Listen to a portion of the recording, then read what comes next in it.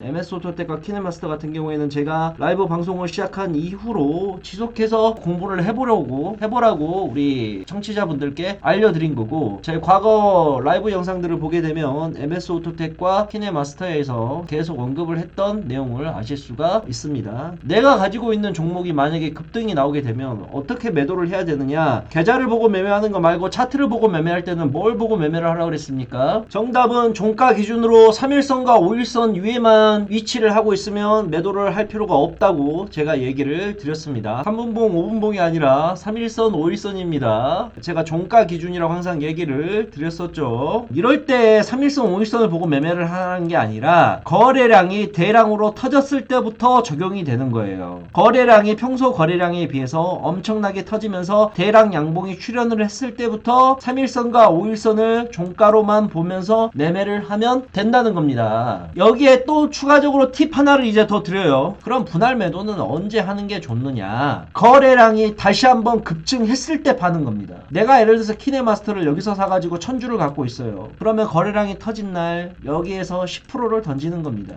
10%든 20%든 그건 알아서 정하세요. 대량 거래가 터졌을 때마다 물량을 고점에서 던지세요. 수익을 챙겨 놓으라는 겁니다. 여기에서 10% 던지고요. 이날 보세요. 이 두 날 보게 되면 거래량이 줄어들었죠. 이날은 안 파는 거예요. 이날은 안 팔면서 종가 위치만 확인하는 겁니다. 그러다가 거래량이 오늘 다시 빵 터졌어요. 야, 이거 기가 막히게 상한가 들어갔으니까 오늘 안 팔아야지 라고 버티고 있는 사람들 100% 있을 겁니다. 근데 저 같으면 제가 1000주를 갖고 있다 그런다면 여기서 한 10% 던지고요. 오늘 같은 날 고점에서 상한가에다가 20% 200주 갖다 던지겠어요. 그래서 물량은 70%로 줄여놓는 전략을 선택을 할 것 같습니다. 왜? 이게 지금 상한가에 들어갔지만 이게 장중에 상한가가 풀려서 급락이 나올지 장 막판까지 상한가가 갈지, 또 내일 만약에 상한가를 들어갔다 그래서 얘가 갭 상승을 할지, 아니면은 갑자기 악재가 생겨갖고 갭 하락을 할지, 이거 예측할 수 있어요? 이거 절대 예측 못합니다. 그래서 항상 주식은 결국에는 같은 종목을 준다 하더라도 어떻게 요리를 하냐에 따라서 수익률이 천차만별로 바뀐다는 거죠.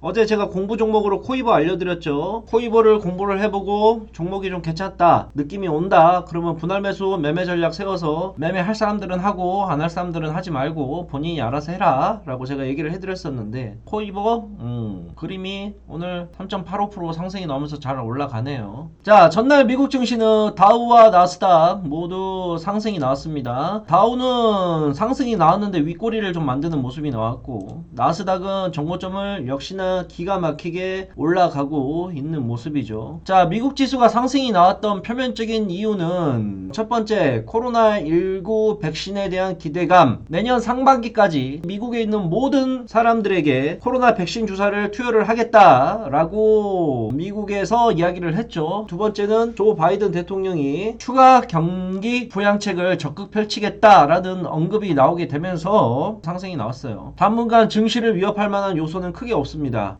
시황은 제가 항상 저희 홈페이지에서 제가 알려드리고 있습니다. 네이버에서 AP투자연구소 검색을 하시면요, 여기 저희 홈페이지가 나오거든요. 그러면 여기에서 무료 추천 종목이 있어요. 오늘자를 클릭을 하시게 되면 제가 아침에 장 시작하기 전에 미국 증시 살펴보도록 하겠습니다. 그래서 항상 미국 증시와 시황에 대해서 제가 이렇게 언급을 해드리고 있으니까 출근길에 한 번씩 들어오셔가지고 시황이나 이런 걸 한번 읽어주시면 될 것 같아요. 코스닥 지금 정고점 905인데 거의 돌파할 구간 나와 있죠. 제가 볼 때는 빠른 시간 내에 코스닥도 정고점을 뚫어내는 움직임이 나올 거다. 코스닥이 만약에 정고점을 뚫어내는 움직임이 나오게 되게 되면 다시 한번 신규 매수세가 굉장히 큰 폭으로 들어올 수가 있을 거다라고 내다보고 있습니다. 코스피도 한번 보게 되면 주어장창 올라가네요. 개인적으로 코스피 종목을 매매를 하기보다는 코스닥 종목을 매매하는 게 더 맞지 않나 라고 생각을 좀 하고 있습니다. 왜냐, 코스피는 너무 많이 올라서 좀 거시기 하니까 코스닥 종목을 위주로 좀 매매를 한번 해봤으면 좋겠어요. 코스피가 지금 올라가는 게 삼성전자하고 SK 하이닉스 때문에 가는 거거든요.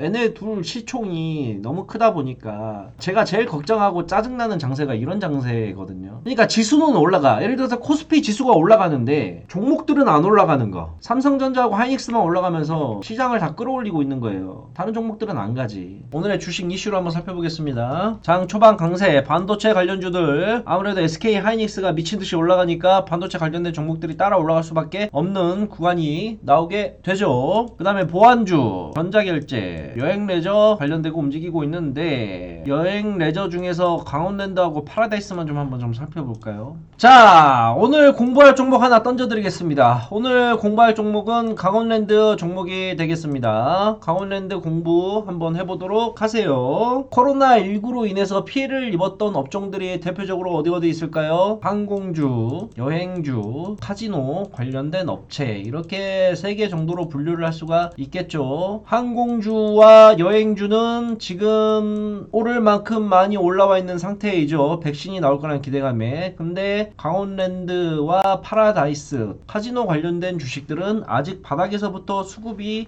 많이 올라오지 않은 것으로 판단이 됩니다. 특히 강원랜드는 같은 카지노주인 파라다이스에 비해서도 더 올라오지 못한 게 그림에서 딱 보이네요. 그러면 여행 관련된 수급이 몰렸던 사람들이, 여행 관련주들이 어느 정도 쫙 오르게 되면, 야, 우리가 또 살 게 뭐 있나 찾아보자. 카지노주 아직 안 갔네, 매수 한번 해볼까 라는 수급이 몰릴 수도 있겠다. 아시겠죠?